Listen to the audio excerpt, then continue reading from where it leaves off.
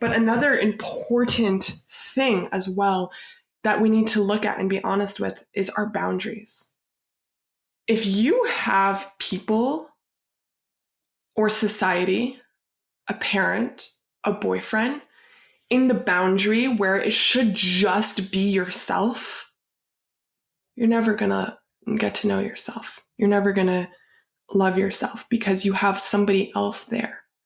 The place where we can begin is knowing that there's a realm where no one has access to. That's the place where you get your inspired action. That's where you enjoy yourself. That's where you get to admit, I like vanilla ice cream and I do not like chocolate ice cream. But if we have somebody in that space who loves chocolate ice cream, I think I need to like chocolate ice cream as well because this person who means a lot to me that I have in this very personal bubble of mine, they don't like vanilla. So if they don't like vanilla and I like vanilla, well, now what I like is wrong because it's wrong to them. So what I'm trying to say is that our boundaries is very important to look at. Do we have a space where it's just us, where we enjoy ourselves, where we can get to know ourselves, where we're okay to say no to everything else? Because this is a place where I get to meet myself. And even deeper than that, I have my own personal place where it's my meeting place with God. I don't let anyone in there. And then I learned that I can't let anyone else into the place where I meet myself. I learned that through my early experiences with friends and stuff who were influencing my likes and dislikes and my personality because I was allowing them to. I was bringing them so close to me that their identity became my identity. So we also need to look at our boundaries and what we're letting change us. That comes to the thing that I love to tell people: do not let anything or anybody change who you are, ever. I don't care. Do not let anyone change it. I don't care if it's your mother, your best friend, your husband, or your wife, because people who genuinely love you unconditionally want you for who you are, not for who you think they want you to be. And the more you can be authentic, the more you can be real and honest with yourself about who you are, the more you can attract what's authentically you into your reality. Because our external reality is a reflection of our internal reality. That is an important point. Yes, it is an important point. I do definitely appreciate the idea of boundaries. I mean, I think that my language for that has evolved. I don't necessarily use the word boundaries, but I think that's an important starting place to honor yourself, right? To honor yourself and have that self-worth. Yes, I do appreciate the idea of being clear about the fact that we're responsible for our lives and we're really our own self-authority. Even though there is authority in our lives, and especially when you're young, you rely on all the adults around you to guide you and protect you and teach you. But there is this idea of self-authority that I love, because we know what's best for us, especially as we continue to grow and develop. We really should be the keeper of the keys to our own house.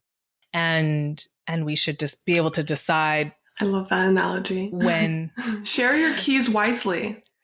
That's right. Share your keys wisely. Right. You don't want just anyone in your house. Let those keys be, valuable, because what's inside the house is super valuable. You are so worthy. You are of unlimited worth. And if you give those keys to someone who's going to walk right in and spit on your couch and eat everything in your fridge, you're going to be left with a pretty disastrous feeling that might lead you to other disastrous consequences. That's right.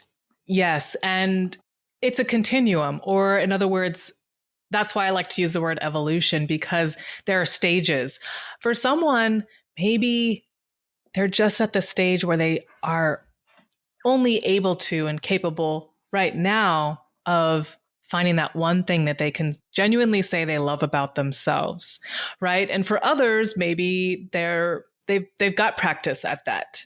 But They want to get better at honoring and trusting that they know what's best for themselves. I mean, it's a process, but it's also it's an evolution. You know, you have to take the steps and then you build and you get better at, you become more, not just clear, but more sophisticated in your ability to respect who you are, to be who you are, and to offer that to the world. So I certainly just want to be clear that I never have ever thought or believed, and from my own personal experience, know that you don't get from A to Z today, tomorrow. It is the process, but I think that, you know, when you're evolving or you're progressing, you can look back and you can say, oh yeah, gosh, that's where I was 5 years ago. Okay. And then now, you know, this is where I'm at. And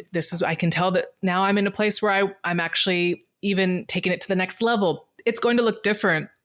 It should look different and feel different as we continue on this path, because it is a progressive path. And so yeah, I think what you're saying though about the A to Z is super, super important. I completely agree. And I think that's actually where the shame can creep in. It's like, oh, I feel like I'm worthy of being a CEO, and I want to be the CEO of my own company. I don't want to work for somebody else. And I want to, you know, make a lot of money while I do it, for example. And I think that I should be there tomorrow. And I'm a failure because I'm not there tomorrow. And so that's when some dark, shameful feelings can creep in, because, oh, I'm bad and I'm not good because I'm not there right now. So it is really important to realize that, you know, I like this, a Beyonce wasn't made overnight. You know, it's just like, it does take time to get there. And we shouldn't be afraid of being okay with where we are right now, because to get to Z is to admit where you are. And you're at A right now, and find what's right for you in the moment right now, and reach out to others like-minded and find a solution. You know, if you want something, you got to go get it. You got to figure it out. But there's people and there's things out there that want to help and support you, but you also have to be willing to take the first step. Yes. And I have learned to appreciate the quality or virtue of creativity more and more. I used to think of creativity as, okay, you're an artist or you're doing something that is in the realm of art performance, or and that was what creativity was. And my understanding of creativity has expanded, especially in the last couple of years. Creativity applies to anything in life. It doesn't have to be about art or creating something that is seen as, you know, artistic or as a craft. It can be applied to any area of life, to your professional life, as you were just illustrating, to a relationship, to a goal, to a problem, to a challenge of any kind, the most personal or one that is affecting your family, your neighborhood, your community, your workplace. Creativity is about tapping into this sort of infinite or limitless reality, that there could be a myriad of ways to solve challenges and to meet problems. It doesn't have to look a certain way. And in my estimation, as long as what we're doing is something, it's on the path of being noble, right? We're not like cheating someone or deceiving someone or manipulating someone or oppressing someone. Without those, you know, with those things out of the way, we can be so creative with how we meet the challenges of our lives, or how we support others in meeting their challenges. I like that. It's an idea that, yeah, it's a quality. It's to me, it's a virtue that I think we can play around with it. I think that's what creativity fosters, is this idea of play. And I don't mean like work then play. I just mean play in whatever moment you need to get out of that rigid kind of way of doing things, or the kind of like stop taking yourself so seriously. That too, absolutely. Because right, when you do that, yeah, I know you're too serious. We're all subject. Laugh at yourself for a moment, you know? Exactly. And then in that laughter, in that moment when you are stepping back from being so serious, you might also then see, oh, have a different perspective now on this situation. Or, oh, I just realized I could do this, allowing ourselves to kind of find the truth and what's needed. It's an important, I like that you recognize quality. how important creativity is, because for those who don't know about the chakra systems, we have 7, and it starts from the root chakra. And then the second one is the sacral chakra, which is orange and governs actually creativity. So it actually is a fundamental thing for every single person. Creativity isn't just, as you said, in art. It is in our everyday life, because the sacral chakra is both creativity and emotions. And that kind of goes back to what I was saying about how we feel affects how we move, and how we move affects what we manifest, because we are consciously creating. We are creative beings. We came to planet Earth as souls in these bodies to create, to manifest our reality. And so that creativity is every day, constantly. So that's why our emotions and how we feel about what we're creating is so important. So that's another way for other people to look at it as well. It's like, how are you creating your reality? Yes. I know this was something you said in the very beginning, but I want to connect it to where we are now in the conversation.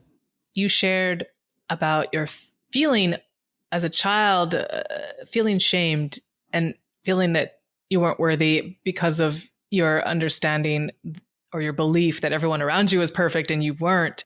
I relate to that in terms of this sense of belonging in the world. When I was a child, I didn't feel like I belonged. And I think that I used to equate it for a period of time. I equated it with having darker skin, being black or brown, because I come from a mixed background. So I recognize for me that was a part of not my inherent reality, but my belief was that I just don't belong here. And I always thought it was something related to, again, like race or ethnicity. And then I've recognized as time has gone on, as I've gone through so many things in life, had so many experiences, changed, evolved, grown, healed, that sense of not belonging was also for me about learning, like you said, about my reality, like who I truly am in this world, my gifts, my abilities, the fact that I'm not perfect, that no one is. The sense of belonging for me also came with the moment I started to really accept myself. And I wonder, I used to think that was like not belonging was like my own thing. No one else has the same feeling of not belonging. I just thought it was like my own burden as a child and as a young person. And then as I go through life, I meet a lot of people who maybe they don't expressly say, I feel like I don't belong, but they say it in so many other words. And I thought, I've been thinking about this idea of feeling like you belong. Again, thinking that when I was younger, it was just, oh, that was just me. That was just my hang up. That was just my issue. And then I recognized, oh, I think that this is something that a lot of people experience. And there was nothing special about my burden or my pain. It was unique to me, yes, how I experienced it. But I thought, wait a minute, I've been thinking, wait a minute, if this is something that a lot of people actually feel or believe, then wow, okay, we've all got some things to deal with, but we can also, I think, help each other in that process, right? It cultivates compassion. When you have suffered and you know what it feels like to suffer, you can relate to another and hold space for them as well. Absolutely. But I also think that, wait a minute, I think that a lot of people experiencing this, people who I maybe even look out in the world and say they've got it going on, and they seem to be so comfortable when they're around people. And then I've learned, through different moments, maybe in that moment, I don't think they felt like they belonged, or they said something that made me realize that. And I thought, okay, this is something that we all do have an experience with from time to time. I think though, for some of us, it may stem back to something so deep and so early on in our lives that can stay with you and almost feel like your foundation. Well, how are you supposed to evolve if you don't know, if you're not aware? Everything starts with self-awareness. Exactly. Once you bring awareness, that's the key word right there. Yes. Awareness, And awareness self-love. of self. Before you can even have self love, before you can even realize Right. I don't actually genuinely love myself or I do genuinely love myself, I have to be aware of myself. Are you on Absolutely. autopilot Absolutely. Yes. or are you on purpose? Yes, yes, yes. Self-awareness, absolutely. And then the next step for me was critical, was self-love. And that was a many year journey. Mm-hmm. It didn't happen in just, a month. But I noticed for me that even in just everyday moments when I might be in a situation where I feel like, oh, I don't belong here. Do I belong here? I don't feel welcomed, maybe even. What I have learned is that may be a reality. I may be somewhere where I am not welcomed, and it may not be said, but it may be the belief of the people around me. Whatever it is, though, there is something that I've learned to tap into, and I wonder if you relate to this, Mm-hmm. is it is self-love, but it's also this understanding or this belief that I'm connected to the creator. I'm connected to something greater than me. And I wouldn't have been here. I think you said this in different words. I was created to be here. I mean, I'm not perfect, but I'm here. Like that is me being here is my permission to belong and to be loved and to be worthy. To Sure, shine it's a without journey. shame. Yes. And it is a It's journey you have for many of permission. us. Yes, it is a journey for many of us to get to that place of understanding this reality and accepting it. But that is the reality. That is the truth. And the essence is like, if we're here, something believed we should be here. And something, was really a part of creating who we are. And okay, okay, I do have permission to be here. I Mm-hmm. don't need to look for others. I will say though that there is an understanding I have about there are some environments where I don't need to be because I don't feel welcomed because people have all kinds of other things they're trying to deal with that they're not conscious of maybe. But And that comes so from your okay, I genuine self awareness, right? That self awareness knowing exactly. that I don't even need to be here doesn't bring me anything. Exactly. And I think to get to that place though, you do have to have Exactly. that You got to do the self-awareness and work. yes, it involves a willingness to be open and honest. Mm-hmm. And that is a process for sure. I Process. was curious what if you related to anything I just said. Definitely. I think everything you said is very important. And a lot of times people actually they want to change and they want better for themselves, but they're actually afraid of letting go of what's necessary to let go in order to go into the new. But since the new is so scary because you don't know, it hasn't even happened yet, letting go is very hard. I think that's probably the hardest part is letting go of the past and letting go of what's familiar and the shameful feelings or emotions, anything of that vibrational frequency, shame, hate, all of that. It's scary to let go of the people, the emotions, the experiences that created that in the first place because that's what you're comfortable in. You keep sabotaging your life because that's what you think you deserve and what you're used to. So letting go of the things that no longer serve us in order to invite what's new, even though you don't know what it might look like, is fundamental as well, which is really Yeah. important. I just want to mention that because sometimes, we don't know where to start. But sometimes, I just want to, give people options, different ways of like facing this obstacle because I know that a lot of people out there are feeling this way. They're bound and they're finding themselves in their pain when that's not going to get them anywhere. Yeah. I think the idea that we're all worthy of being here and that we weren't created to suffer. I mean, suffering happens. I'm not denying that. Suffering happens in this realm of existence, Mm-hmm. but I don't believe that our sole purpose for being here was to suffer. And while many have and many Mm-hmm. are suffering, that is something that I hope more and more people are able to Mm-hmm. accept for themselves and then decide, well, what does that look like for me if I'm not really supposed to be suffering?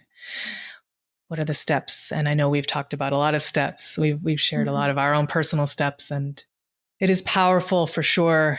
And I hope that people find the relief they need on whatever path they're on and whatever their journey looks like and wherever they're at on that journey of healing, of self-acceptance, of self-awareness, self-love.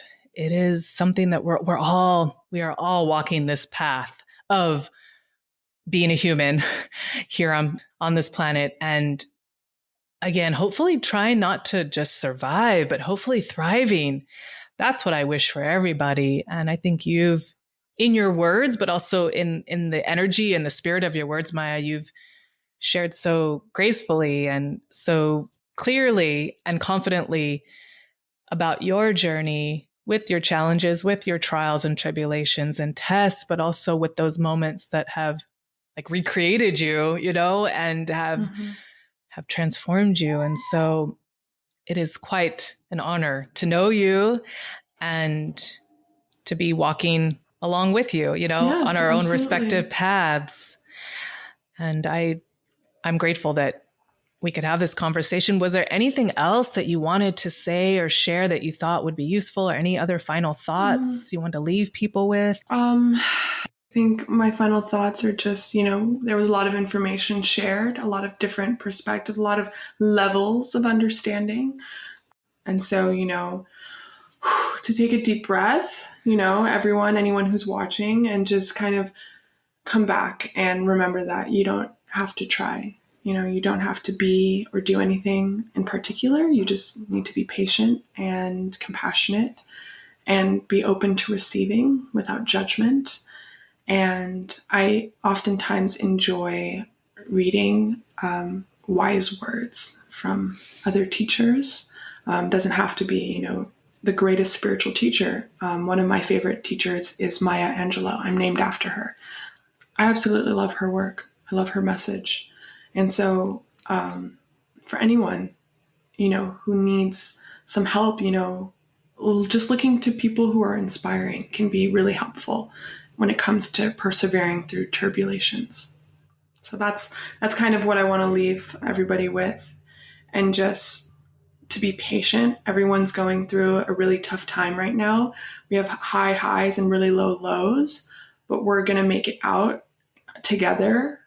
That's kind of like the point of our human consciousness that's ascending. We're going to make it out, and we are going to manifest a better reality and society for all of us and our children and generations to come. Might not look like it in the moment, but we will. So I'm super grateful to be here and have an opportunity to talk about this, because not only does it help other people, but it helps me as well. So that's why it is important to talk and communicate with others. We need each other as much as we think that we don't need each other, as much as the pandemic isolated us from one another. We need each other. We need community. And we also need the people that don't think like us. We need that contrast. You wouldn't want everyone to be the same as you and to think just like you. That would be boring, and you would not be an individual. So embrace your individuality, embrace who you are, take your first step today.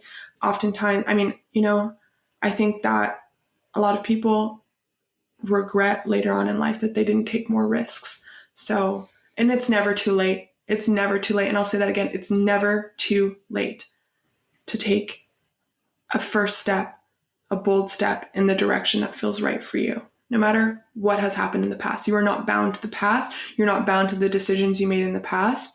You are, like Tiffany said, evolving constantly, and you are the creator of your reality. One simple change in your mentality and everything else can shift. Thank you. Thank you, Maya. Eloquence and beauty. Those are the two virtues that came to mind while you were speaking. Wow, thank you so much. I will embrace those. Thank you. Yes, and I so appreciate what you said about us moving together forward, and that we're better together. And also, whatever was the past, whatever was before the pandemic, whatever was last week, we can't live in the past. Even we can't live in the past like from 2 years ago or 2.5 years ago. it's a different world and we're different people. Even if we stayed inside all the last 2 years and didn't talk to anybody, we're still not the same as who we were individually and collectively. And so I'm grateful that you've reminded us that we are going to need to acknowledge and embrace each other in a new way so that we don't have to hold on to the past. And the past meaning like what we can honor and cherish our memories and our experiences, but in terms of our kind of collective progress, we're not in the past anymore. I mean, we are not that part of that reality anymore in terms of where we're heading. It's a new era. It is, and I think the pandemic is a good marker of that, a very clear, distinct marker that things are not the way they used to be on all levels, personally and out in the world. Thank goodness and the way for we're that, operating. because I like some good change. Me too. And to the drivers out there on the road, it's not just you on the road. I'd like to say, remember, we are all in this together. Oh, I've like nearly been run off the road a couple of times in the last year. It's been scary.